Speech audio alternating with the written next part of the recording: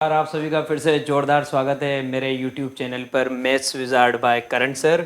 और मेरे भाइयों, आज मैं आपके लिए इतना शानदार टॉपिक लेके आया हूँ, इतना प्यारा, इतना स्टूडेंट फ्रेंडली, मज़ा आ जाएगा यार।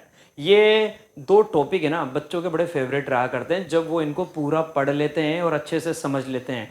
मैट्रिक्स और डिटर्मिनेंट, इन दोनों की चेन होती है, जैसे रिलेशन और फंक्शन की चेन होती है ना, कि भैया फंक्शन पढ़ने से पहले रिलेशन पढ़ना पड़ेगा।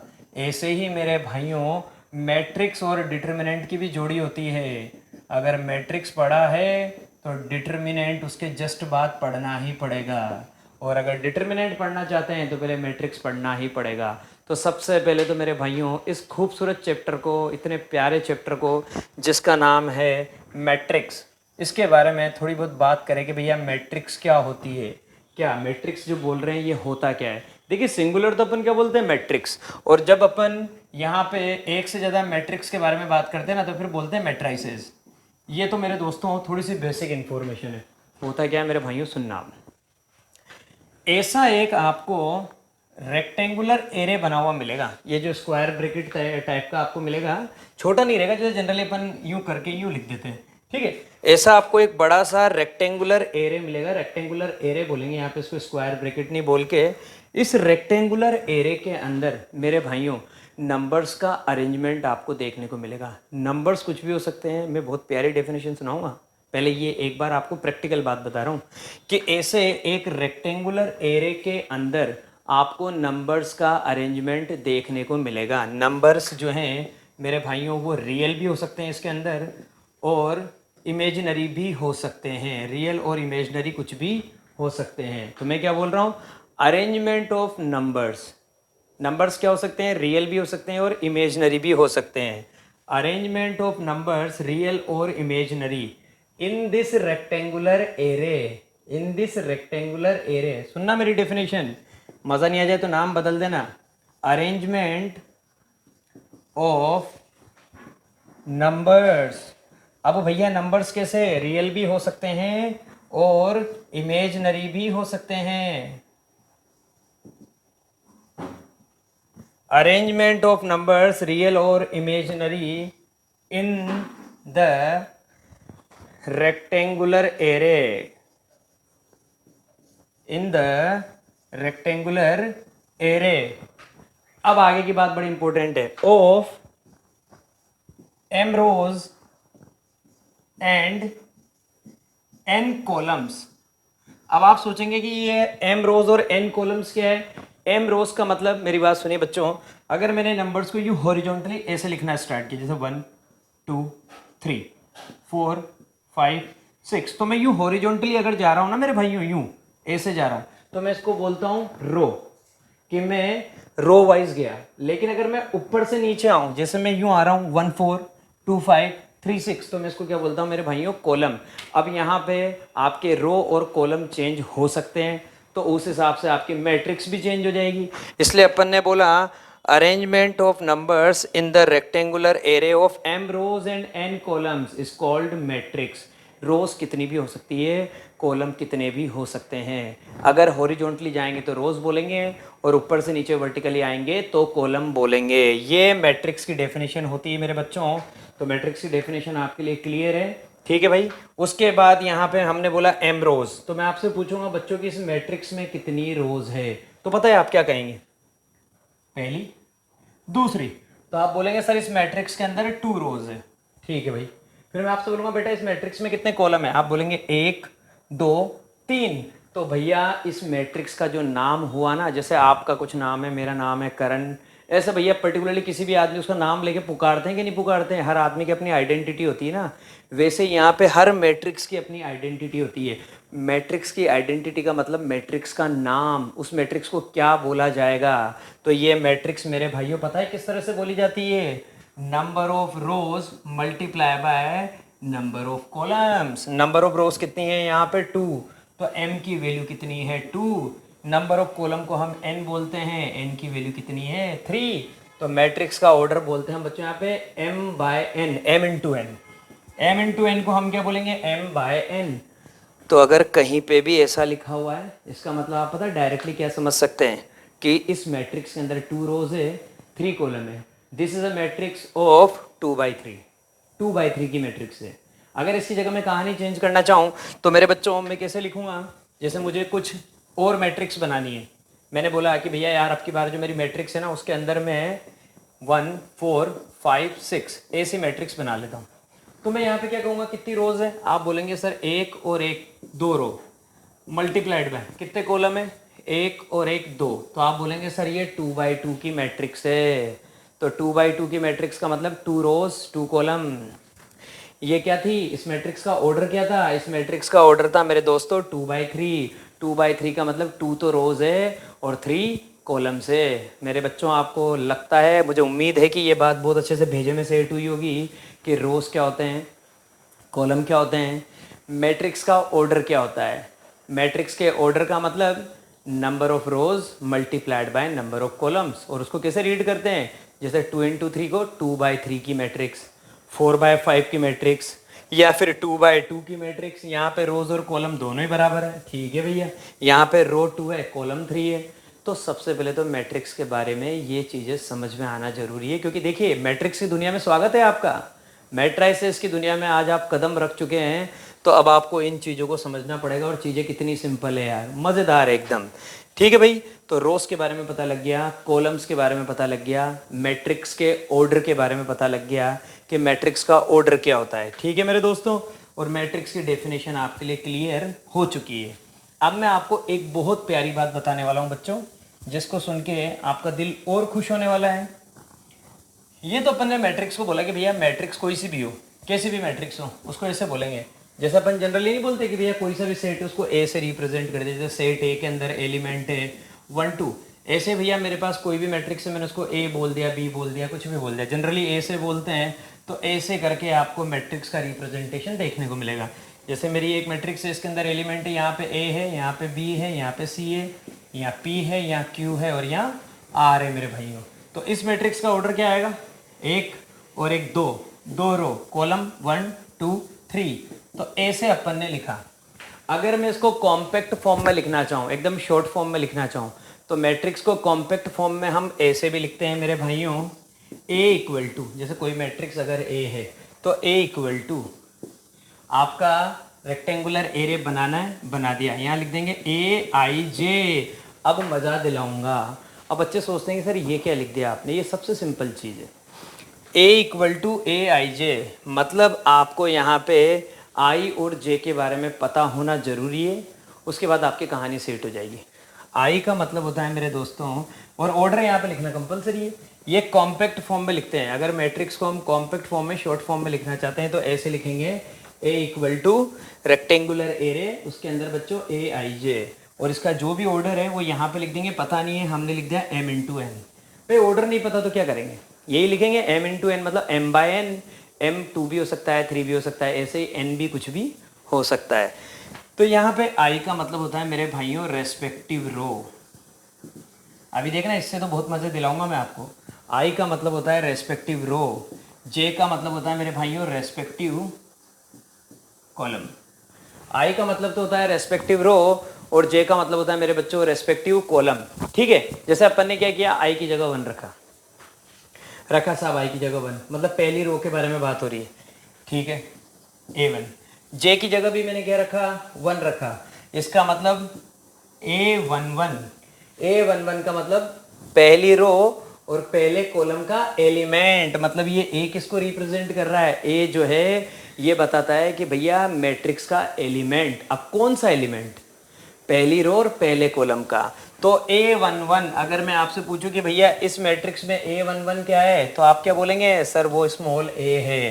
तो A11 की वैल्यू क्या आ गई मेरे भाइयों? A। तो ये कॉम्पैक्ट फॉर्म से फुल फॉर्म का आंसर निकाल सकता हूँ, देखना। अब मैं आपसे बोलूँ कि बच्चों I की जगह तो 1 ही है, J की जगह आपने 2 कर दिया, तो आप क्या बोलेंगे? A12। A12 का मतलब फर्स्ट रो सेकंड कॉलम। तो भैया रो तो यही चल रही, कॉलम सेकंड आ गया, दिस एलिमेंट मतलब बी। तो A12 का आंसर क्या आएगा मेरे बच्चों? बी। अब मैं आपसे बोल रहा हूँ A13, आप क्या बोलेंगे कि आई A13, आई की वैल्यू 1 है मतलब रो तो 1 ही है, लेकिन जे की वैल्यू 3 है मतलब कॉलम थर्ड है, first column, second column, third column और फर्स्ट रो। आंसर क्या आ गया? सी आ गया। ये आ गया आपका आंसर सी। कितने मजे आ रहे हैं चैप्टर में। इसके बाद अब आपने क्या किया, रो की कहानी खत्म हो गई फर्स्ट रो की। अब सेकंड रो का नंबर आएगा, तो सेकंड रो का नंबर आएगा तो मैं क्या बोलूंगा, A21। A21 का मतलब second row first column. Second row यहाँ से स्टार्ट होती है क्योंकि फर्स्ट तो खत्म हो गई, सेकंड रो ये चालू होगी, लेकिन मैंने कॉलम फर्स्ट बोला है तो A21 की वैल्यू क्या आ गई? A21 की वैल्यू आ गई मेरे बच्चों P।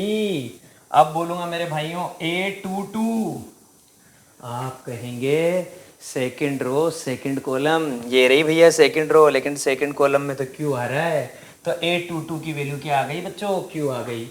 अब आप बोलेंगे कि सर लास्ट बच रहा है बस अब तो A23। A23 मतलब सेकंड रो और थर्ड कॉलम का एलिमेंट। लो भैया संभालो, A23 मतलब R। तो बच्चों कितनी सिंपल कहानी थी यार, पता लग गया यूँ ही कि मैट्रिक्स को कॉम्पैक्ट फॉर्म में कैसे लिखेंगे। हमारा जो भी जिस भी लेटर से हम रिप्रेजेंट करना चाह रहे हैं, ए से रिप्रेजेंट करना चाह रहे हैं तो ए, बी से तो बी, जो भी आपका दिल करे। ए इक्वल टू रेक्टेंगुलर एरे बनाएंगे, उसके अंदर लिख देंगे AIJ और उसका ऑर्डर बहुत कंपलसरी है। जैसे मेरा नाम, आपका नाम, किसी का भी नाम, किसी को भी अपन पुकारेंगे तो बाय नेम पुकारेंगे ना, नहीं तो बुरा मान जाएगा आदमी, अरे यार उल्टे सीधे नाम क्यों लेते हो, ये है बात। तो AIJ M क्रॉस N मतलब M/N। फिर यहाँ पे कहानी आपको हमेशा याद रखनी मेरे बच्चों कि यहाँ पे हम एलिमेंट के बारे में बात करते हैं और I का मतलब होता है रेस्पेक्टिव रो, J का मतलब होता है रेस्पेक्टिव कॉलम, मतलब उस रो और उस कॉलम का एलिमेंट। जैसे first row first column, A11 का मतलब first row first column, A12 का मतलब फर्स्ट रो सेकंड कॉलम। ए से अपने को ये कहानी शुरू करनी होती है। अब मैं आपको एक क्वेश्चन दूंगा बहुत प्यारा, मैं आपसे बोलूँगा भैया कि इसके जो एलिमेंट है ना वो मैंने इस रूल के थ्रू बताए हैं, एलिमेंट निकालो। तो देखिए स्क्रीन पे तैयार है, तो मेरे दोस्तों आपके लिए स्क्रीन पे क्वेश्चन एकदम तैयार हो चुका है। Construct a 3/4 matrix A equal to AIJ, मतलब इस तरह का क्वेश्चन आना बहुत बेसिक है, मतलब आना चाहिए अपने को। अभी मैंने जो बताया वही सारी चीज़ें हैं। कंस्ट्रक्ट अ 3/4 मैट्रिक्स, 3/4 की मैट्रिक्स लिखनी है, मतलब 3 क्या होनी चाहिए बच्चों? रोज होनी चाहिए और 4 कॉलम होने चाहिए, क्योंकि ये ऑर्डर जो है यही बड़ा इंपॉर्टेंट है, ये रो को बताता है, ये कॉलम के बारे में बताता है। अब आपको कॉम्पैक्ट फॉर्म में लिख दिया, मैंने कहा था ना कॉम्पैक्ट फॉर्म में आपको समझ में आना जरूरी है, ये मैंने कॉम्पैक्ट फॉर्म में लिखा हुआ है A equal to AIJ whose elements are given by. अब देखिए एलिमेंट को इस रूल के थ्रू मैंने दे रखा है, AIJ कैसे दे रखा है? I+J। तो पहले तो जो मेरी मैट्रिक्स बनेगी ना मेरे भाइयों, मैट्रिक्स का नाम मैंने बोल दिया A है क्योंकि वहां दे रखा है। तो उस मैट्रिक्स के अंदर पता है एलिमेंट कैसे आएंगे, आप जानते हैं। सबसे पहले तो आपको 3/4 के बारे में बात करनी है, तो 3/4 का मतलब क्या होगा? 3 रो 4 कॉलम, तो 3 रो 4 कॉलम। सबसे पहले A11 यहाँ पे रखेंगे तो पहली रो, लेकिन कॉलम कितने चलने चाहिए? 4। A11, A12, A13, A14, भैया ये तो हो गए 4 कॉलम की पिक्चर। अब सेकंड रो स्टार्ट हो जाएगी A21, A22, A23, A24। इसके बाद थर्ड रो की कहानी A31, A32, A33, A34। अब इन एलिमेंट्स को निकालना है, ये यहाँ पे कोई मजे करने थोड़ी बैठे A1 A1 A12 करने। अब इन एलिमेंट के बारे में बात करनी कि elements are given by AIJ, मतलब अगर आप A11 निकालना चाहते हैं तो आपको I की जगह 1, J की जगह 1, A11 निकालना चाहते हैं तो आंसर क्या आ गया बच्चों? 1 + 1 मतलब 2। तो A11 का आंसर क्या आ गया? 2, कहानी खत्म।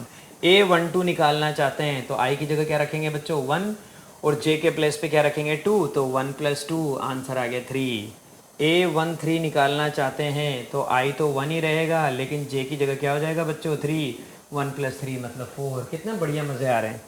A14 अगर आप निकालना चाहते हैं तो I की जगह तो 1 रहेगा, लेकिन J के प्लेस पे क्या हो जाएगा बच्चों? 4, 1 + 4 मतलब 5। समझ में आ गया होगा मेरे प्यारे बच्चों के। तो ये मैट्रिक्स जो है इसका फॉर्मेशन स्टार्ट कर देते हैं। A11 की जगह क्या आएगा? 2, फिर उसकी जगह क्या आएगा बच्चों? 3, फिर यहाँ क्या आएगा? 4, फिर यहाँ पे क्या आएगा बच्चों? 5 आएगा। ठीक है, 2 3 4 5। अब की बार कहानी स्टार्ट हो जाएगी A21 की। तो A21 के बारे में बच्चों बात करूँगा तो देखिए एलिमेंट कैसे चेंज होंगे, कत्ते ही कोई फर्क नहीं पड़ने वाला। I की जगह बस 2 आएगा, J की जगह 1 आएगा। A21 मतलब 2 + 1 3, लिख देते हैं 3। इसके बाद a 2 2 2 + 2 आंसर इज 4, यहाँ पे आ गया 4। उसके बाद आप लिखेंगे a 2 3 second row third column, तो आप लिखेंगे 2 + 3 आंसर इज 5। अब आप समझ चुके होंगे मेरे बच्चों कि किस तरीके से एलिमेंट आएंगे, तो अब मैं फटाफट आगे के एलिमेंट फिल कर देता हूँ। 3 के बाद 4, 4 के बाद 5, 5 के बाद क्या आएगा बच्चों 6 आएगा। उसके बाद यहाँ का अगर अपने को एलिमेंट निकालना है, तो यहाँ का एलिमेंट निकालना है तो अपन क्या करेंगे, थर्ड रो लेंगे, थर्ड रो ली, कॉलम फर्स्ट लेंगे A31, तो आंसर क्या आएगा 3 + 1 मतलब 4। तो यहाँ से कहानी चालू हो जाएगी 4 5 6 7, और इस तरह से हमारी पूरी मैट्रिक्स तैयार है, जिसका ऑर्डर क्या है बच्चों 3/4।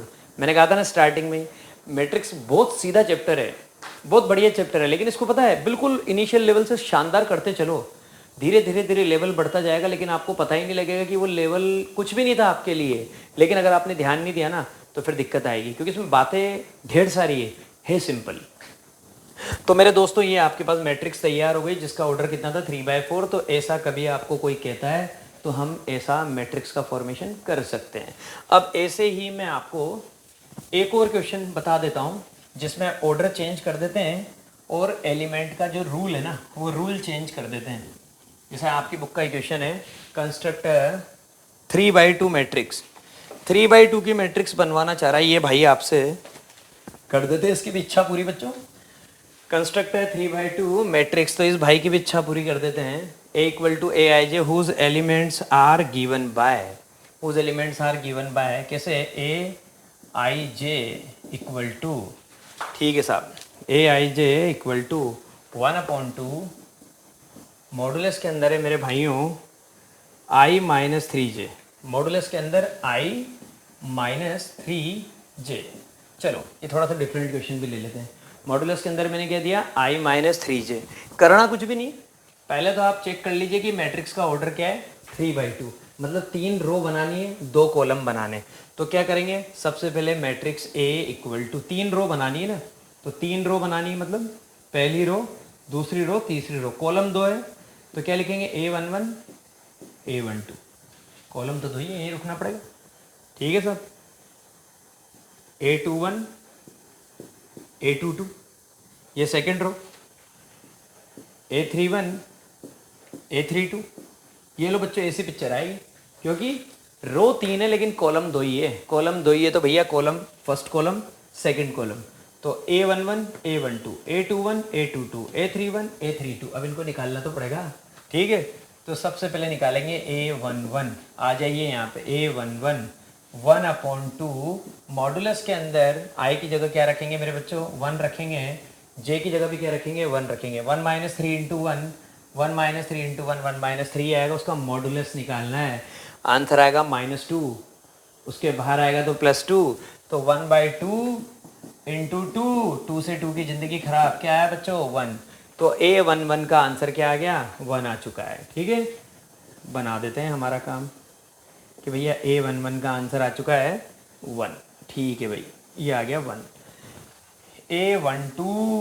A12 भी लाओ, A12 तो यहाँ पे क्या करेंगे 1/2 तो कांस्टेंट है, फिक्स है, I की जगह क्या रखेंगे बच्चों 1 रखेंगे, 1 - 3 × J के प्लेस पे क्या आ जाएगा 2 आ जाएगा, तो 3 × 2 3 × 2 6 होता है, 1 - 6 मतलब माइनस का 5 आएगा, और बाहर आएगा तो प्लस का 5, तो इसका आंसर क्या आ गया मेरे भाइयों 5/2, इसका आंसर आ गया 5/2। तो 5/2 को यहाँ पे लिख दीजिए। मैंने क्या बोला, अंदर कुछ भी हो सकता है, मैट्रिक्स के अंदर ये जो नंबर है ना ये कुछ भी हो सकते हैं, ये रियल भी हो सकते हैं, इमेजिनरी भी हो सकते हैं, कुछ भी हो सकता है, डेफिनेशन में शुरू में बता दिया। अब नंबर आया A21 का, A21 का नंबर आया, तो देखिए बच्चों कैलकुलेशन 1/2, अब की बार यहाँ पे क्या आएगा बच्चों 2 आएगा, तो आप लिखेंगे 2 - 3 × 1, तो 2 - 3 × 1 क्योंकि J के प्लेस पे 1 रखा, तो 2 - 3 आंसर -1 आएगा, बाहर आएगा प्लस का 1, 1/2 को 1 से मल्टीप्लाई करिए 1/2 ही आएगा, ये आ गया मेरे भाइयों 1/2। अब निकालते हैं A22, 1/2 अपनी जगह, मॉडुलस बनाया, I की जगह भी 2 J की जगह भी 2, 2 - 6 क्योंकि J के प्लेस पे 2 रखेंगे, 3 × 2 = 6, 2 में से 6 जाएगा बच्चों 4 बचेगा, 4 को डिवाइड करना है किससे 2 से, 4 को 2 से डिवाइड करेंगे, आंसर आ जाएगा 2, ये आ गया मेरे भाइयों यहाँ पे 2। अब क्या करना है, अब तो मुझे 3 1 निकालना है और 3 2 निकालना है। तो इनको निकाल देता हूँ पहले फटाफट। तो देखिए अब बात करूँगा A 3 1 के बारे में। तो 1/2 एज इट इज़ है, मॉडुलस बनाया। आई की जगह क्या लिखेंगे बच्चों 3, माइनस जे की जगह 1 आएगा 3 - 3, आंसर इज 0। 0 को 1/2 से मल्टीप्लाई करिए, ज़िंदगी ख़राब, आंसर इज 0। यहाँ पे भी 0। ठीक भाई। उसके बाद A 3 2, तो 1/2 अपनी जगह है। आई की जगह क्या रखेंगे 3 रखेंगे, माइनस जे के प्लेस पे क्या आएगा बच्चों 2 आएगा, 3 2 जा 6 लिख देते हैं। 3 - 6 आंसर आएगा माइनस का 3, मॉडुलस के बाहर आएगा बन जाएगा प्लस का 3 को 2 से डिवाइड करेंगे, आंसर आ जाएगा 3/2। तो ये मेरी कहानी हो चुकी है बच्चों। ये मैट्रिक्स ए तैयार है जिसका आंसर आपके सामने है। अब मैं नया कॉन्सेप्ट आपके पास स्क्रीन पे लेके आ रहा हूँ बच्चों। ठीक है बच्चों, एक इतना सिंपल और इतना प्यारा सा क्वेश्चन लेके आया हूँ, बहुत ही कंसेप्चुअल है। ठीक है, कई बार इसको कई सारे टीचर्स कराना भूल जाते हैं। If a matrix has 8 element, एक मैट्रिक्स है जिसके अंदर 8 एलिमेंट है। आपसे पूछा जा रहा है कि what are the possible orders it can have. तो उस मैट्रिक्स के पॉसिबल ऑर्डर क्या क्या हो सकते हैं। ठीक है, पॉसिबल ऑर्डर का मतलब m/n के फॉर्मेट में, भाई 2/3 की है या 3/2 की है। लेकिन 8 एलिमेंट से मुझे पता लग रहा है कि अगर मैट्रिक्स के अंदर 8 एलिमेंट है ना, तो इस तरह की ट्रिक मैं आपको सिखाता हूँ। जितने भी ऑर्डर्ड पेयर आप बना सकते हैं, मतलब जितने भी पॉसिबल फैक्टर्स का फॉर्मेट आप बना सकते हैं, जैसे 1 × 8, आंसर 8 आना चाहिए। तो पहला ऑर्डर्ड पेयर क्या आ गया 1, 8। ऐसे आप क्या बना सकते हैं मेरे बच्चों, इसका उल्टा भी तो कर सकते हैं, क्योंकि यहाँ पे तो उल्टा करते ही कहानी चेंज हो जाएगी। ये किसको रिप्रेजेंट कर रहा है, 1 रो और 8 कॉलम। कोई भी आदमी चाहे तो यूँ लिख दे भैया A11, A12, A13, A14, A15, A16, A17, A18। वो तो कहते हैं कि मैंने तो 1 रो ले ली और 8 कॉलम ले लिए। करना पड़ेगा ना, गलत थोड़ी कह रहा है वो आदमी। ठीक है साहब, तो यहाँ पे तो 1 रो और 8 कॉलम। आदमी क्या कहते हैं कि भैया मैं तो 8 रो और 1 कॉलम लूंगा। अब वो कहानी ऐसी चालू कर दे, कैसे A11, A12, A13, A14, A15, A16, A17, A18। भैया ये बनाई उस भाई ने तो इतनी खतरनाक वाली मैट्रिक्स। कोई रोक थोड़ी सकता है कुछ करने से, क्यों? क्योंकि उसे कॉन्सेप्ट पता है। उसे कॉन्सेप्ट एकदम अच्छे से पता है कि भैया कि मैट्रिक्स में अगर मैं रो चेंज कर दूंगा और कॉलम चेंज कर दूंगा तो मैट्रिक्स का ऑर्डर बदल जाएगा। तो पहला ऑर्डर्ड पेयर तो क्या आ गया बच्चों 1, 8। दूसरा क्या आ गया 8, 1। ये पॉसिबल ऑर्डर बता रहा हूँ, मतलब 1/8 की बना सकता है, 8/1 की बना सकता है। ये दोनों मैंने आपको बना के दिखाई। ऐसे ही 2/4 की बना सकता है, मतलब 2 रो और 4 कॉलम। जैसे 4 रो और 2 कॉलम। इसके अलावा आप मुझे बताइए और क्या हो सकता है। और कुछ भी नहीं हो सकता है, क्योंकि फैक्टर्स यही होते हैं। 8 के पॉसिबल फैक्टर्स के बारे में जब आप बात करेंगे, 8 के फैक्टर होते हैं 1 होता है, 2 होता है, 4 होता है, 8 होता है। इनका अरेंजमेंट इस तरीके से सेट करना है कि मल्टीप्लाई करने पे 8 ही आना चाहिए। एक तो 1/8 की, एक 8/1 की, एक 2/4 की और एक 4/2 की। इस तरह की 4 मैट्रिक्स का फॉर्मेशन हो सकता है जिसके अंदर 8 एलिमेंट हो। ठीक है मेरे बच्चों, अब अपन बात करेंगे मेरे भाई और टाइप्स ऑफ मैट्रिक्स के बारे में। ज़िंदगी में मज़े अब आएंगे आपको, अब आपको ज़िंदगी के मज़े आना स्टार्ट होंगे। अब अपन बात करेंगे टाइप्स ऑफ मैट्राइसेस, कि भैया हमारी मैट्राइसेस जो है ना वो कितने टाइप की होती है। देखिए भैया, टाइप्स ऑफ मैट्राइसेस, मैंने बोल रखा है प्लूरल को मैं मैट्राइसेस बोलता हूँ, सिंगुलर को मैं मैट्रिक्स बोलता हूँ। तो टाइप्स ऑफ मैट्राइसेस के बारे में बात कर रहे हैं। यहाँ पे सबसे पहले जो आएगा वो होता है रो मैट्रिक्स। नाम से पता लग रहा है मेरे भाइयों, रो मैट्रिक्स ऐसी मैट्रिक्स जिसने कसम खा रखी है कि उसके अंदर सिर्फ एक ही रो रहेगी। रो मैट्रिक्स मतलब ऐसी मैट्रिक्स जिसके अंदर सिर्फ एक ही रो होती है, उसको बोलते हैं रो मैट्रिक्स। और कुछ नहीं होना चाहिए, जैसा अभी बताया था ना अभी previous example, A11, A12, A13 सब एक ही रो में मैंने सेट कर दिए थे। इस तरीके से रहता है बच्चों। जैसे अपन ने क्या कर दिया, 1 लिख दिया, 2 लिख दिया, 3 लिख दिया, 4 लिख दिया, ये कहानी खत्म। ये क्या है, ये रो मैट्रिक्स है। क्यों? क्योंकि इसके अंदर एक ही रो है। कॉलम कितने ही हो कोई फर्क नहीं पड़ रहा, रो एक होनी चाहिए। तो ये एक ही रो है, कॉलम कितने भी बनाओ आपका जो दिल करे। ऐसी मैट्रिक्स को बोलते हैं रो मैट्रिक्स। अब इस वाली मैट्रिक्स का मैं आपसे पूछूं ऑर्डर क्या है, ये जो एग्जांपल दिया, तो आप क्या बोलेंगे कि एक तो रो है 4 कॉलम है, तो आप बोलेंगे 1 × 4 मतलब 1/4 की मैट्रिक्स है। अब मज़े आ रहे होंगे चैप्टर में आपको शानदार तरीके से। तो ये 1/4 की मैट्रिक्स है, ठीक है मेरे बच्चों। तो इसकी definition, a matrix which has only one row. कई बार बच्चे कहते थे कि सर लिखा दो ना, लिखा देते हैं यार भाई, आपका दिल थोड़ी तोड़ेंगे। A matrix which has only one row. लेकिन मैं क्या डायलॉग पूरे दे देता हूँ। पता है आप क्या कोशिश किया करिए, जो भी मैं डायलॉग देता हूँ ना बेटा पूरी क्लास में, जो कुछ भी आपको रामायण में सुनाता रहता हूँ, इस रामायण को आप अपने नोटबुक में नोट कर ले तो मज़ा आ जाए। आप मेरा वीडियो लेक्चर देखते रहिए और आपके नोटबुक में नोट भी करते रहिए, तब जाके आपको रियल एडवांटेज मिलेगा इन चीज़ों का। उसके बाद second, column matrix. Column matrix just उल्टा, ऐसी मैट्रिक्स जिसके अंदर सिर्फ एक कॉलम हो। अ matrix which has only one column, short में लिख रहा हूं, अ matrix which has only one column. आप कहेंगे कैसे, खूब देखो ना, 1 2 3 4, ये लो मेरे भाइयों, इस मैट्रिक्स के अंदर सिर्फ एक कॉलम है, रो तो खूब सारी हो रही है, एक रो, दो रो, तीन रो, चार रो। तो अब की बार ऑर्डर चेंज हो जाएगा, क्या आ जाएगा 4/1, पिछली बार था 1/4। तो इस वाली मैट्रिक्स का ऑर्डर क्या आ गया 4/1। तो कॉलम मैट्रिक्स क्या होती है, ऐसी मैट्रिक्स जिसके अंदर सिर्फ एक कॉलम हो, रो से कोई मतलब नहीं है। ठीक है साहब, रो हो गई, कॉलम हो गई।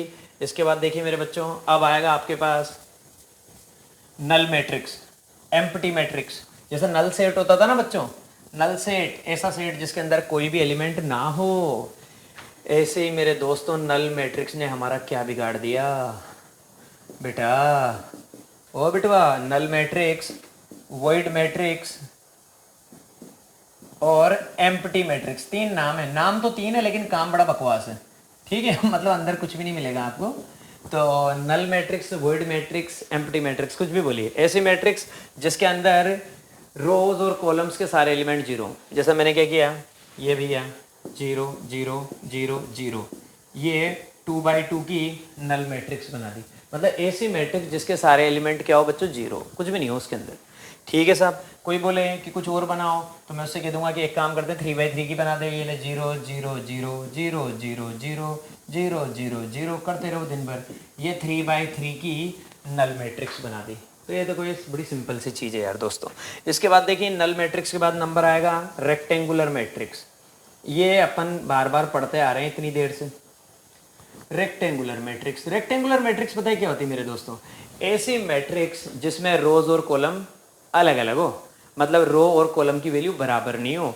कैसे मेरे बच्चों, जैसे अपन ने बोला 3/2, या अपन ने बोला 2/3, या अपन ने बोला 3/4, या फिर अपन बोले 4/3। तो इस तरह का अगर किसी मैट्रिक्स का ऑर्डर है 1/2, 2/1, मतलब नंबर ऑफ रोज और नंबर ऑफ कॉलम्स बराबर नहीं होने चाहिए। जैसे यहाँ पे रो और कॉलम बराबर है, यहाँ पे भी रो और कॉलम बराबर है, ठीक है, तो ऐसा नहीं होना चाहिए। ठीक है भाई, तो ऐसी मैट्रिक्स को क्या बोलते हैं, ऐसी मैट्रिक्स को हम बोलते हैं रेक्टेंगुलर मैट्रिक्स। एग्जाम्पल कुछ भी ले लीजिए, जैसे आपने बोला अगर आप 3/2 की बनाते तो 3 रो लेंगे ना, तो आपने क्या बोला 1 4, ठीक है, फिर आपने बोला 2 6, फिर आपने बोल दिया 7 9। देख लीजिए आप इसका ऑर्डर, 1 2 3, 3 तो रो हो गई, 2 कॉलम हो गए, तो इसका ऑर्डर क्या है बच्चों 3/2। उल्टा भी कर सकते हैं। अब मुझे लगता है कि आपको कोई दिक्कत नहीं आ रही होगी, सीधी सीधी चीज़ें हैं।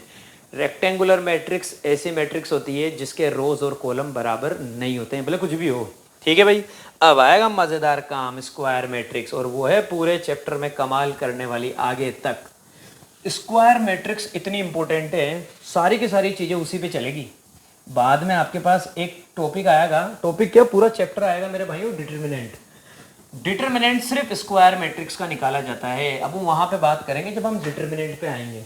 तो डिटर्मिनेंट जो है वो मेरे भाइयों वो स्क्वायर मैट्रिक्स पे ही टिका हुआ है। तो 5th नंबर आ गया स्क्वायर मैट्रिक्स। स्क्वायर मैट्रिक्स नाम से पता लग रहा है स्क्वायर मैट्रिक्स, स्क्वायर की प्रॉपर्टी आपको पता है, वही यहाँ पे होगा। ऐसी मैट्रिक्स जिसके अंदर रोज और कॉलम दोनों बराबर हो। हम रो को m से रिप्रेजेंट करते हैं और कॉलम को हम n से रिप्रेजेंट करते हैं। मेरे फॉन्ट और मेरे स्टाइल कितने शानदार चलते हैं, m = n, ठीक है। तो ऐसी मैट्रिक्स जिसके अंदर रोज और कॉलम्स दोनों बराबर हों, उस मैट्रिक्स को बोलता हूँ मेरे भाइयों स्क्वायर मैट्रिक्स। ठीक है, जैसे 2/2, 3/3, कंस्ट्रक्ट कर देता हूँ आपके लिए बच्चों। मैंने ये एक मैट्रिक्स बनाई ए, जिसके अंदर एलिमेंट है ए बी, ठीक है, पी क्यू। आप बोलेंगे सर इसका ऑर्डर है 2x2, स्क्वायर मैट्रिक्स है। ऐसे ही मैंने आपके लिए एक मैट्रिक्स बनाई जिसके अंदर है 4 6 8 2 3 7 1 6 8। आप कहेंगे सर ये एक स्क्वायर मैट्रिक्स है जिसका ऑर्डर है 3x3, क्योंकि यहाँ पे रोज कितनी है 3, कॉलम भी कितने हैं 3। तो आप बोलेंगे ये 3x3 की है सर जी, ये 2x2 की है। अब जो आएंगे ना वो इनके बच्चे हैं, मतलब ये बाबूजी हैं उनके। कौन? Square matrix. अब स्क्वायर मैट्रिक्स का बच्चा आएगा मेरे भाइयों क्या, यहाँ पे डायगोनल मैट्रिक्स। मतलब ये दादाजी हैं हमारे स्क्वायर मैट्रिक्स। स्क्वायर मैट्रिक्स जो है ना वो जीएफ है भैया। जीएफ को उल्टा मत समझ लेना भैया, कोई अपनी पर्सनल लाइफ में चला जाए कि अरे यार ये तो जीएफ है। आपकी जीएफ नहीं भैया, ये यहाँ पे दादाजी हैं, दादाजी स्क्वायर मैट्रिक्स, ठीक है। तो स्क्वायर मैट्रिक्स का जो बच्चा है ना, इसलिए मैंने ए लिखा 5 का ए, वो है डायगोनल मैट्रिक्स। स्क्वायर मैट्रिक्स का बच्चा है डायगोनल मैट्रिक्स। डायगोनल मैट्रिक्स में क्या है मेरे भाइयों, मैं आपको बताऊं, डायगोनल मैट्रिक्स में कुछ भी नहीं है। डायगोनल मैट्रिक्स ऐसी मैट्रिक्स होती है जिसमें, पहले तो आपको बता दें कि भाई डायगोनल का मतलब क्या होता है। ये डायगोनल होता है भैया, ये इसको बोलते हैं डायगोनल। और कैसा डायगोनल? Principal diagonal. इधर से टॉप लेफ्ट से राइट बॉटम की तरफ, ये देखिए ये मेरा लेफ्ट है, टॉप लेफ्ट से राइट बॉटम की तरफ ये जो चलता है ना ये प्रोग्राम, ये प्रिंसिपल डायगोनल के एलिमेंट है। अगर आपसे कोई पूछे कि भैया प्रिंसिपल डायगोनल क्या है, तो आप क्या कहेंगे? ये रहा प्रिंसिपल डायगोनल। इसके एलिमेंट पूछेगा तो आप क्या बताएंगे कि भैया ये वाला तो क्या है 4। मतलब एलिमेंट पता है कैसे चलते हैं इसके? A11 A22 A33 ऐसे चलते हैं। मतलब पहली रो पहला कॉलम, दूसरी रो दूसरा कॉलम, तीसरी रो तीसरा कॉलम। ये चीज रिप्रेजेंट करता है किसको? प्रिंसिपल डायगोनल को। और ये एलिमेंट है किसके? प्रिंसिपल डायगोनल के। तो भैया एसी मैट्रिक्स और कैसी? AC square matrix. क्यों? क्योंकि दादाजी का बच्चा है, ये मेरे दादाजी हैं, ये मेरे पिताजी हैं, अब थोड़ी देर बाद मैं भी आऊंगा। तो एसी स्क्वायर मैट्रिक्स मतलब डायगोनल मैट्रिक्स भी क्या होती है? स्क्वायर ही होती है, ठीक है। मतलब या तो 2x2 की होगी या 3x3 की होगी। आई मेरी भाई बात समझ में? तो एसी स्क्वायर मैट्रिक्स जिसमें डायगोनल के अलावा सारे एलिमेंट जीरो हो, बस डायगोनल के एलिमेंट जीरो नहीं होने चाहिए। डायगोनल के एलिमेंट कुछ भी हो सकते हैं, ठीक है दोस्तों।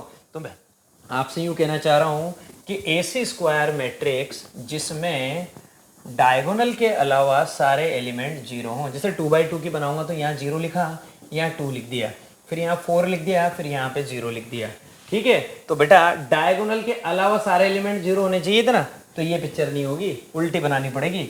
यहाँ तो क्या लिखेंगे 2, यहाँ लिखेंगे 0, यहाँ लिखेंगे 4 और यहाँ लिखेंगे मेरे भाइयों 0, क्योंकि मैंने बोला डायगोनल, डायगोनल ऐसे चलता है।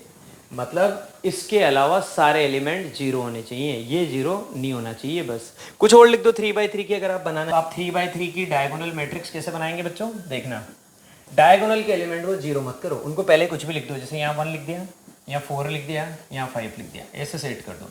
इधर लिख दिया 0 0 0 0 0 0, खत्म कहानी।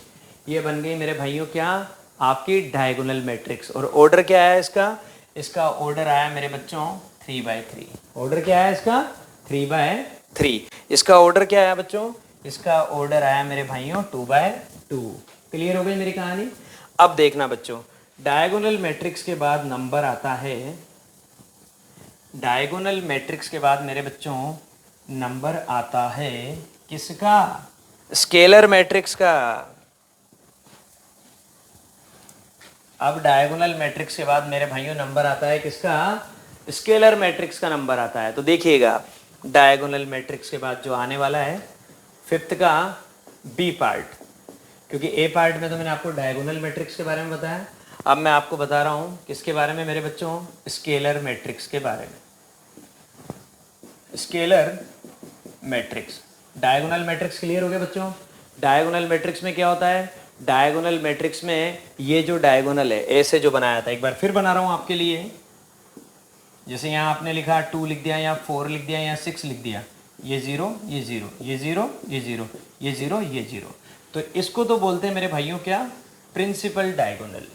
तो तो डायगोनल मैट्रिक्स में प्रिंसिपल डायगोनल के जो एलिमेंट हैं वो जीरो नहीं होने चाहिए, बाकी सब जीरो होने चाहिए, ये है कंडीशन। ठीक है भाई, हो गया। ठीक, अब इसके बाद मैं आपको अगर कोई दूसरी सिचुएशन होती ना मेरे पास, तो वो तो आपको बता दूं कि इसको जो है ना, इसको, इस वाली चीज़ को, इसको बोलते हैं रिवर्स डायगोनल, इसको तो बोलते हैं प्रिंसिपल डायगोनल। ये आपके थोड़ा आगे काम आएगा, लेकिन मैं बता रहा हूँ अभी आपको। प्रिंसिपल डायगोनल तो है, आपको पता ही है। इधर की तरफ से आएंगे ना अगर, क्योंकि इधर से भी तो एक डायगोनल बन रहा है, आदमी पूछ लेता है कई बार, इसका नाम होता है रिवर्स डायगोनल। रिवर्स डायगोनल या फिर ऑफ डायगोनल, दो नाम होते हैं इसके, रिवर्स डायगोनल या फिर ऑफ डायगोनल, ये आपको याद रखना है। ठीक है मेरे बच्चों, अब आ जाते हैं अपने कॉन्सेप्ट पे, स्केलर मैट्रिक्स पे। अब देखिए, स्केलर मैट्रिक्स जो है ना, वो किसका बच्चा है? डायगोनल मैट्रिक्स का। डायगोनल मैट्रिक्स किसका बच्चा है? स्क्वायर मैट्रिक्स का। तो सीधी सी बात है, स्केलर मैट्रिक्स भी क्या होती है? एक स्क्वायर मैट्रिक्स ही होती है। स्केलर मैट्रिक्स के लिए भी क्या कंडीशन है कि ये भी एक स्क्वायर मैट्रिक्स होती है, लेकिन इसमें क्या होता है, इसमें काम बड़ा शानदार होता है। यहाँ पे जो प्रिंसिपल डायगोनल के एलिमेंट हैं वो इक्वल होते हैं। जैसे सारे ही अगर 3 हैं तो 3 आएंगे, अगर एक 4 है तो सारे ही 4 आएंगे, 7 है तो सारे ही 7 आएंगे। ये ब्यूटी है इसकी। जैसे यहाँ 2 लिख दिया ना आपने, तो फिर यहाँ पे भी 2 आएगा, यहाँ पे भी 2 आएगा। 0 0 0 0 0 0। ये तो बाबूजी की कंडीशन अप्लाई करनी पड़ी ना बच्चे को, क्योंकि बाबूजी के साथ क्या था, इसके जो पिताजी हैं वो कौन थे? Diagonal matrix. डायगोनल मैट्रिक्स में हमने क्या पढ़ा था कि ये एलिमेंट कुछ भी हो सकते हैं, लेकिन बाकी सबको जीरो रहना है। इसने अपनी नई दुनिया बना ली। इसने क्या कहा कि भैया हम तो सारे एक जैसे रहेंगे, बाकी आपकी कंडीशन फॉलो कर लेंगे, बाकी सब क्या होगा? जीरो होगा। तो ये कहानी होती है मेरे दोस्तों किसकी? स्केलर मैट्रिक्स की। इसका मतलब स्केलर मैट्रिक्स की बड़ी सिंपल सी डेफिनेशन है कि प्रिंसिपल डायगोनल के एलिमेंट जो हैं वो सब इक्वल होते हैं, और इसके अलावा बचे हुए सारे एलिमेंट्स जीरो होते हैं। ठीक दोस्तों, अब नंबर आया 5C। 5C जो है वो बड़ी प्यारी है, आइडेंटिटी मैट्रिक्स। आइडेंटिटी मैट्रिक्स ये बड़ी प्यारी है। आइडेंटिटी का एक और नाम होता है यूनिट मैट्रिक्स। आइडेंटिटी मैट्रिक्स या फिर आप बोलेंगे इसको यूनिट मैट्रिक्स। सबसे मोस्ट जो पॉपुलर नेम है वो है आइडेंटिटी मैट्रिक्स। नाम से ही पता लग रहा है आइडेंटिटी मैट्रिक्स। ये अब इसका बच्चा है, तो अब आइडेंटिटी मैट्रिक्स इसका बच्चा है। मतलब देखिए भाई, चेन चल गई थी आपके स्क्वायर मैट्रिक्स जो है वो तो GF ग्रैंडफादर है। स्क्वायर मैट्रिक्स से कौन आया भैया? स्क्वायर मैट्रिक्स से आया आपका डायगोनल, और डायगोनल से कौन आया आपका? स्केलर, और स्केलर से कौन आया आपका? Identity matrix. तो ये सब स्क्वायर मैट्रिक्स होती है, सारी की सारी स्क्वायर मैट्रिक्स है। Diagonal matrix is a square matrix, scalar matrix is a square matrix, identity matrix is also square matrix. फिर यहाँ पे अलग क्या होगा? अलग इतना प्यारा है जो सबसे मज़ेदार है।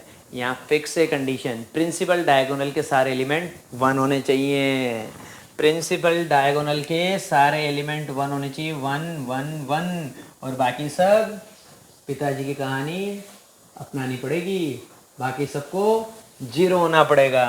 ठीक है भाई, तो ये 1 0 0, ये 0 ये 0, ये 0 ये 0। This is called identity matrix of 3/3। ये 3/3 की आइडेंटिटी मैट्रिक्स है, ये 3/3 की स्केलर मैट्रिक्स है। कोई बोले कि 2/2 की भी लिख दो, तो भैया 2/2 की लिखना तो दुनिया का सबसे सीधा काम है। 2 रो 2 कॉलम, 1 0 0 1, इससे बढ़िया काम जिंदगी में कुछ भी नहीं है। ये 2/2 की आइडेंटिटी मैट्रिक्स है। बच्चों मज़ा आया ना? तो देखिए, ये आपके पास टॉपिक था टाइप्स ऑफ मैट्रिसेस। तो टाइप्स ऑफ मैट्रिसेस की तो कहानी हमारे पास सारी ख़त्म हो गई। अब अपन बात करने वाले हैं एलजेब्रा ऑफ मैट्रिसेस, मतलब मैट्रिक्स के ऊपर कौन कौन से ऑपरेशन काम आएंगे, कि प्लस कर सकते हैं कि नहीं कर सकते, दो मैट्रिक्स को बराबर कर सकते हैं कि नहीं कर सकते, या दो मैट्रिक्स बराबर है तो भैया कंडीशन कुछ होती है क्या, मैट्रिक्स को सब्ट्रैक्ट कर सकते हैं क्या, मैट्रिक्स को मल्टीप्लाई कर सकते हैं क्या। हाँ, यहाँ मैट्रिक्स का डिवीज़न जो है ना, उसके आपको लोड लेने की ज़रूरत नहीं है, क्योंकि यहाँ मैट्रिक्स का डिवीज़न है ही नहीं आपके पास। उसके लिए भी अपन क्या करेंगे, इन्वर्स वाला कॉन्सेप्ट लेके आएंगे। तो यहाँ पे 3 ऑपरेशन चलेंगे आपके पास, एडिशन, मल्टीप्लिकेशन और सब्ट्रैक्शन। तो अब आपको बताते हैं बच्चों अलजेब्रा ऑफ मैट्रिसेस, ठीक है। वेट, तो देखिए बच्चों अब अपन स्टार्ट करते हैं किसके बारे में, अलजेब्रा ऑफ मैट्रिसेस के बारे में। मतलब मैट्रिक्स के ऊपर कौन कौन से एप्लीकेशन अप्लाई हो सकते हैं। अभी मैंने आपको रिसेंटली बोला था कि एडिशन, सब्ट्रैक्शन, मल्टीप्लिकेशन, तीन तो अपन ये ऑपरेशन लाएंगे। उससे पहले जो सबसे इंपॉर्टेंट चीज़ है ना वो है इक्वलिटी ऑफ मैट्रिसेस। मतलब अगर आपको दो मैट्रिक्स दे रखी है तो वो इक्वल कब हो सकती है। सबसे पहला और सबसे शानदार कॉन्सेप्ट है इक्वलिटी ऑफ मैट्रिसेस, ठीक है भाई। कैसे, बहुत मजा आएगा। आपको एक मैट्रिक्स दे रखी है, मैंने एक कॉम्पैक्ट फॉर्म में लिख रहा हूँ A इक्वल टू AIJ। इसका ऑर्डर जो भी है वो मैंने आपको दिया M1 इंटू N1। भाई दो ले रहा हूँ ना, इसलिए यहाँ पे 1 1 लूंगा, वहाँ पे 2 लूंगा। तो पहली मैट्रिक्स है A जिसको मैंने लिखा AIJ कॉम्पैक्ट फॉर्म में। सेकंड मैट्रिक्स है B जिसको मैंने कॉम्पैक्ट फॉर्म में लिखा BIJ, और इसका ऑर्डर है M2 इंटू N2। बहुत सिंपल है, एक ही बार में समझ में आएगा। तो पहली मैट्रिक्स है बच्चों AIJ जिसका ऑर्डर है M1 इंटू N1, और सेकंड मैट्रिक्स है हमारी बच्चों B जिसको कॉम्पैक्ट फॉर्म में लिखा BIJ जिसका ऑर्डर है M2 इंटू N2। आपको अगर बोला जाए कि भैया दो मैट्रिक्स इक्वल है तो मैं आपको बता दूं कि टू मैट्रिसेस इक्वल होने की कंडीशन क्या होती है। Two matrices are equal if two matrices are equal। अगर दो मैट्रिसेस क्या है बच्चों, इक्वल है। if two matrices are equal, अगर हमारी दो मैट्रिसेस बच्चों इक्वल है तो फिर ऐसी कंडीशन में पता है क्या होता है। सबसे पहली बात, दोनों का पहले तो ऑर्डर सेम होना चाहिए। दोनों का ऑर्डर सेम होने का मतलब अगर इसका ऑर्डर 2/3 है ना तो उसका ऑर्डर भी 2/3 होना चाहिए। मतलब जितनी रो इसमें है उतनी ही रो उसमें होने चाहिए, जितने कॉलम इसमें है उतने ही कॉलम उसमें होने चाहिए। सबसे पहली condition, order should B same. Order should B same, order same होना चाहिए भैया सबसे पहले। तो पहली कंडीशन तो क्या है कि अगर आप दो मैट्रिसेस की इक्वलिटी के बारे में बात कर रहे हैं तो पहला जो सबसे इंपॉर्टेंट पॉइंट है उनका ऑर्डर सेम होना चाहिए। Order should be the same. Second, each element of A, each element of A का मतलब मैट्रिक्स ए का हर element, each element of A is equal to each element of B, is equal to each element of A is equal to corresponding element of B, to the corresponding, अभी समझ में आने वाली बात, is equal to the corresponding each element of B, corresponding element of B। इसका मतलब that is AIJ equal to BIJ for all each and I, for all each I and J, for all each I and J। मेरे कहने का मतलब ये है मेरे बच्चों कि A11 बराबर B11, मतलब पहली रो पहले कॉलम का एलिमेंट वहाँ के पहली रो पहले कॉलम के एलिमेंट के बराबर ही होना चाहिए। मतलब ऐसी कंडीशन होनी चाहिए A11 बराबर B11। अगर यहाँ फर्स्ट रो और सेकंड कॉलम दिया है तो वहाँ पे भी सेम होना चाहिए, A12 बराबर B12 ऐसे होना चाहिए। मतलब फर्स्ट रो फर्स्ट कॉलम का एलिमेंट उधर, मतलब उधर किधर, सेकंड वाली मैट्रिक्स में फर्स्ट रो और फर्स्ट कॉलम के बराबर, पहली रो पहला कॉलम, पहली रो दूसरा कॉलम, सेम पिक्चर उधर होनी चाहिए। मतलब मैट्रिक्स ए का ईच एलिमेंट मैट्रिक्स बी के कॉरस्पॉन्डिंग एलिमेंट के इक्वल होना चाहिए। कॉरस्पॉन्डिंग बोला है, कॉरस्पॉन्डिंग का मतलब ये होता है कि अगर यहाँ पे हमने बोला थर्ड रो और सेकंड कॉलम तो वहाँ पे भी क्या होना चाहिए, थर्ड रो सेकंड कॉलम। तो ये दो कंडीशन है बच्चों, ये दो कंडीशन सेटिस्फाई होनी चाहिए। पहला तो ऑर्डर सेम होना चाहिए, ऑर्डर सेम होने के बाद रेस्पेक्टिव एलिमेंट जो है वो इक्वल होने चाहिए। अब देखिए क्वेश्चन के साथ है इस पे, वो मैं आपको बताने वाला हूँ, आपको बहुत मजा आएगा। क्वेश्चन जब आप करेंगे ना तो आप कहेंगे कि हाँ सर क्वेश्चन में तो और मजा आ गया। आपको हम क्वेश्चन देंगे, क्वेश्चन देखते ही आपके मन में मस्ती छा जाएगी बच्चों। तो देखिए क्वेश्चन है पहला मेरे पास, एक मैट्रिक्स है, इफ, आपकी बुक का ही क्वेश्चन है बच्चों। पहला एलिमेंट दे रखा है x+3, दूसरा एलिमेंट दे रखा है मेरे भाइयों, क्वेश्चन पहले ही बहुत अच्छा ले रहा हूँ, z+4, फिर इधर दिया है मैंने आपको 2y - 7 ठीक है। और यहाँ पे लिया मैंने -6, इधर बोला बच्चों मैंने a-1, यहाँ पे बोला मेरे भाइयों मैंने 0। ये एलिमेंट है मेरे पास b-3, ये वाला एलिमेंट है -21 और ये वाला एलिमेंट है 0। तो मैंने देखा कि ये जो पहली मैट्रिक्स जो मुझे दे रखी है इसको मैं बोल देता हूँ ये मैट्रिक्स A है। तो मैट्रिक्स A के अंदर बच्चों मुझे क्या दे रखा है, first row, second row, third row, 3 row 3 column, मतलब इसका ऑर्डर क्या हो गया 3/3। इसका ऑर्डर क्या हो गया 3/3। ठीक है। इसके बाद मुझसे बोला गया है कि ये वाली मैट्रिक्स पता है किसके इक्वल है, ये वाली मैट्रिक्स इक्वल है किसके, 0 6 3y-2। इधर जो एलिमेंट दे रखे हैं 0 6 3y-2, फिर दिया है -6 -3 -6 और फिर दिया है बच्चों 2c + 2 2c + 2 और ये दिया है 2b + 4 -21 और ये लास्ट वाला एलिमेंट है बच्चों 0। अब मज़ा आएगा आपको। पहले तो चेक करो कि भैया ये मैट्रिसेस इक्वल है क्या, इसने जो बात बोली वो बात सही है क्या, सही है, वरना ये इक्वल देता ही नहीं। देख लीजिए कैसे, इसमें क्या है, इसका ऑर्डर है 3/3, उसका भी ऑर्डर क्या है 3/3। तो पहली कंडीशन क्या है, पहली कंडीशन ये कि दोनों का ऑर्डर सेम है, ऑर्डर सेम है ना। तो फिर उसके बाद हमको ये चीज़ पता होती है कि अगर ऑर्डर सेम है तो भैया फिर तो रेस्पेक्टिव एलिमेंट के बराबर होता है। इसका मतलब यहाँ का पहला वहाँ के पहले के बराबर है। तो यहाँ पे जो जो भी अननोन क्वांटिटीज़ है ना वो फाइंड आउट करनी है, x फाइंड करना है, y फाइंड करना है, z और ABC भी फाइंड करने हैं। तो बच्चों का खेल है। x + 3 = 0। आप बोलेंगे यहाँ का पहला वहाँ के पहले एलिमेंट के बराबर होता है। x + 3 = 0, x = -3। चलो साहब, आप बोलेंगे z + 4 = 6, z + 4 = 6, उधर जाएगा z की वैल्यू 2। मज़े आ रहे हैं ना बच्चों। फिर आप बोलेंगे 2y-7 = 3y-2, आप बोलेंगे 2y-7 = 3y-2, इधर लेके आ जाइए 2y - 3y = -2 + 7 -2 + 7, 2y में से 3y जाएगा, माइनस का y = उधर क्या बचेगा बच्चों 5। तो y की वैल्यू -5, ये लो y की वैल्यू -5। उसके बाद देखिए देखिए यहाँ -6 है, यहाँ -6 है। अगर अननोन है ना तो एलिमेंट चेंज हो ही नहीं सकते थे। क्यों, क्योंकि मैट्रिसेस क्या है मेरे भाइयों, इक्वल है।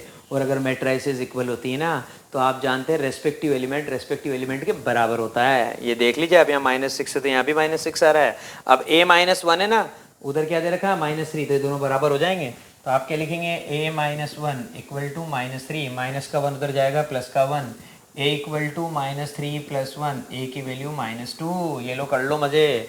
उसके बाद 0 बराबर है किसके, 2c + 2 के। तो आप लिखेंगे 2c + 2 = 0, 2c + 2 = 0, 2c की वैल्यू -2, 2c = -2, c की वैल्यू -1। निकाल दिया सब कुछ, c की वैल्यू -1। b-3 = 2b + 4। तो चलो साहब, b-3 = 2b + 4, b को इधर ट्रांसपोज कर दो, b - 2b = 4 + 3, 4 + 3 का मतलब क्या हो गया मेरे बच्चों 7, और यहाँ पे बचेगा माइनस का b = 7, तो b की वैल्यू -7, ये b भी निकाल दिया। उसके बाद देख लीजिए यहाँ -21, यहाँ भी -21, यहाँ 0, यहाँ भी 0। तो जितनी भी अननोन क्वांटिटीज थी बच्चों, x निकाल दिया, y निकाल दिया, z निकाल दिया, a निकाल दिया, b निकाल दिया, c निकाल दिया और काम खत्म हो गया। तो पहला जो लॉ है क्या, इक्वलिटी ऑफ मैट्रिसेस, वो भेजे में एकदम शानदार चला गया होगा कि भैया इक्वलिटी ऑफ मैट्रिसेस का मतलब क्या है कि दो मैट्रिक्स इक्वल कब होती है, जब दोनों का ऑर्डर सेम हो और रेस्पेक्टिव एलिमेंट भी इक्वल हों। ठीक है। अब आएगा मज़ेदार काम, और वो है बच्चों एडिशन, कि भैया दो मैट्रिक्स का एडिशन पॉसिबल है कि नहीं, अगर है तो कब पॉसिबल है। जैसे यहाँ पे बोला था ना कि दो मैट्रिक्स की इक्वलिटी पॉसिबल है क्या, तो अपन ने क्या बोला है, लेकिन उसके लिए कोई कंडीशन है, कंडीशन यहाँ बताई थी। ऐसे ही भैया मैट्रिक्स का जो एडिशन है ना वो भी पॉसिबल है, लेकिन उसके लिए भी कुछ कंडीशन है। अब आपको चैप्टर में मज़ेदार बातें समझ में आने लग गई होगी कि कंडीशनें कैसी रहेगी। सेकंड जो लॉ है, जो सेकंड जो हमारा ऑपरेशन है वो है एडिशन ऑफ मैट्रिसेस। यहाँ क्या करूँगा बच्चों, देखना एडिशन करना है ना, तो एडिशन के लिए सबसे पहली कंडीशन, अब जल्दी जल्दी बताऊंगा थोड़ा सा, order should B same, order should B same, order जो है वो सेम होना चाहिए। ये है कहानी कि मैट्रिक्स का एडिशन कब पॉसिबल है, दो मैट्रिक्स का एडिशन तभी पॉसिबल है जब उनका ऑर्डर सेम हो, बस कहानी खत्म। और फिर प्लस कैसे करना है वो कंडीशन आपको क्वेश्चन में देखने को मिलेगी। जैसे ये पहली मैट्रिक्स है, कॉम्पैक्ट फॉर्म में लिख रहा हूँ Aij, इसका जो भी ऑर्डर है m1 इंटू n1, और ऐसे सेकेंड मैट्रिक्स है आपके पास Bij, इसका जो भी ऑर्डर है सपोज बोला m2 इंटू n2, तो आपको क्या पता होना चाहिए कि ये order m1 into n1 that is equal to m2 into n2। अगर ये 2/3 है तो ये वाली भी 2/3 होनी चाहिए, और अगर वो 3/2 है मैट्रिक्स है तो मैट्रिक्स बी भी 3/2 ही होनी चाहिए। ये कहानी बच्चों किसकी, एडिशन के लिए, कि दोनों का ऑर्डर सेम होना चाहिए। सेम कहानी सब्ट्रैक्शन के लिए भी है, मतलब मैट्रिक्स का एडिशन और मैट्रिक्स का सब्ट्रैक्शन तब ही पॉसिबल है जब उन दोनों मैट्रिक्स का ऑर्डर क्या हो बच्चों, सेम हो। ठीक है मेरे भाइयों, अब आप देखना कैसे होगा। एडिशन करना है ना, एग्जाम्पल लेके आता हूं, आपको मजा आएगा। ये देखिए एडिशन ऑफ मैट्रिक्स, एक मैट्रिक्स दी मैंने बच्चों ए के अंदर मैंने एलिमेंट बोले हैं आपको, यहाँ पे 1 है, यहाँ पे 4 है, यहाँ पे 6 है और यहाँ पे 8 है। मेरे मन से मैंने ये एक मैट्रिक्स बनाई जिसका ऑर्डर है मेरे बच्चों 2/2। अब मैंने एक और मैट्रिक्स बनाई यहाँ पे आपके लिए बी। उस मैट्रिक्स बी में मैंने बोला कि यार यहाँ पे 5 है, यहाँ पे 2 है, यहाँ पे 7 है, यहाँ पे 3 है। इस मैट्रिक्स का ऑर्डर भी क्या है बच्चों 2/2। आप क्या कहेंगे कि सर बिल्कुल आप a प्लस बी निकाल सकते हो। मैट्रिक्स का एडिशन मतलब a प्लस बी, क्योंकि पहली मैट्रिक्स a दूसरी मैट्रिक्स b। आप कहेंगे सर बिल्कुल आप दोनों मैट्रिक्स को ऐड कर सकते हो, क्यों, क्योंकि दोनों का ऑर्डर सेम है। ये भी 2/2 की है और वो भी 2/2 की है, तो भैया अगर दोनों को प्लस कर सकता हूँ तो फिर कैसे प्लस करूँ भाई, यहाँ पे इन एलिमेंट को ऐसे कैसे प्लस कर दूँ, मतलब क्या कोई रूल है क्या? बिल्कुल रूल है, यहाँ का पहला ये प्लस होते हैं, मतलब रेस्पेक्टिव एलिमेंट में रेस्पेक्टिव एलिमेंट प्लस होता है। इसका मतलब A11 में B11 ही प्लस होगा, A11 में B11 ही प्लस होगा और A12 में B12 ही प्लस होगा। रेस्पेक्टिव एलिमेंट में रेस्पेक्टिव एलिमेंट ही प्लस होता है, हर कुछ नहीं होता है। तो मज़ेदार काम होने वाला है। पहला वहाँ का पहला 1 + 5 एक बार दिखाऊंगा ताकि हमेशा याद रहेगा, दोबारा कभी भी आप वीडियो देखेंगे तो याद रहेगा। फिर यहाँ का पहली रो का दूसरा, तो वहाँ पे भी पहली रो का दूसरा, मतलब 4 + 2। और आप जानते हैं जो मैट्रिक्स बनेगी उसका ऑर्डर भी वही आएगा जो इनका है, क्योंकि तभी तो होगा यार ये काम।